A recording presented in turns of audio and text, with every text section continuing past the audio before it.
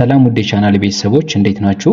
ዛሬ ጉግል ክሮም ላይ እናንተ ሳታውቁ ባትሪያችሁን እየጨረሱ ያሉ ሚስጥራዊ ሴቲንጎችን እና እንዴት ማስተካከል እንደሚቻል ነግራችኋለሁ። እስከ ፕሮግራሙ ፍጻሜ አብራችሁኝ ቆዩ።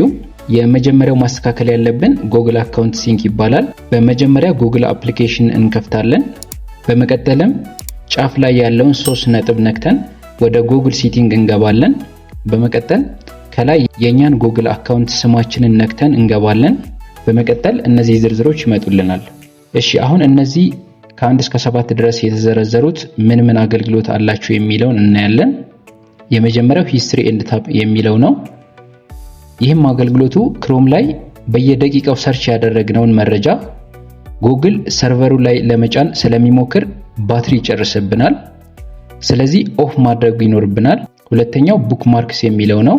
ይህ ደግሞ ቡክማርክ ያደረግነውን ወይም ያስቀመጥነውን ዌብሳይት ከሌላ ዲቫይስ ጋር ጉግል ለማመሳሰል ነው የሚጠቀመው። ስለዚህ ይህን ሴቲንግ ብናጠፋው ምንም አይነት ዳታ ሳይጠፋብን ባትሪያችን ይቆጠብልናል። ሶስተኛው ደግሞ ሪዲንግ ሊስት ነው። ይህ ሴቲንግ በኋላ ለማንበብ ያስቀመጥነውን ዶክመንት በየሰከንዱ ሲንክ ለማድረግ ስለሚሞክር ባትሪ ይጨርስብናል። ስለዚህም ኦፍ ማድረግ ይኖርብናል ማለት ነው። አራተኛው አድሬስ ኤንድ ሞር የሚለው ነው። ይህን ሴቲንግ ኦን ማድረግ እንችላለን። ምክንያቱም በተለያዩ ድረገጾች ላይ ፎርም ስንሞላ የኛን አድራሻ ወይም ስልክ ቁጥር ወይም ኢሜል በራሱ ጊዜ አስታውሶ እንዲሞላልን ያስችለናል። አምስተኛው ፓስዋርድ ነው። ይሄኛውን ሴቲንግ ማጥፋት የለብንም። ምክንያቱም በተለያዩ ዌብሳይቶች ላይ የምናስገባቸውን ፓስዋርዶች በጉግል አካውንታችን ላይ ተቀምጠው ስልካችን ቢጠፋ እንኳን በየቀኑ ማግኘት እንድንችል የሚረዳን ሴቲንግ ነው። ስለዚህ ሁሌም ኦን መሆን አለበት።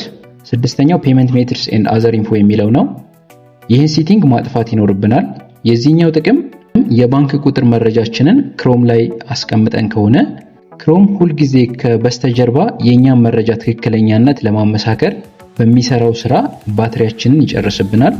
ሰባተኛው ሴቲንግ የሚለው ነው። ይህን ኦፍ ማድረጉ ይመረጣል። ምክንያቱም በስልካችን ላይ የምናስተካክለው የክሮም ሴቲንግ በሌላ ኮምፒውተር ላይ ካለው ክሮም ጋር እንዲመሳሰል የሚያደርግ ሲሆን ክሮም ይህን ስራውን ከባክግራውንድ ላይ ስለሚሰራ ባትሪያችንን ይጨርስብናል።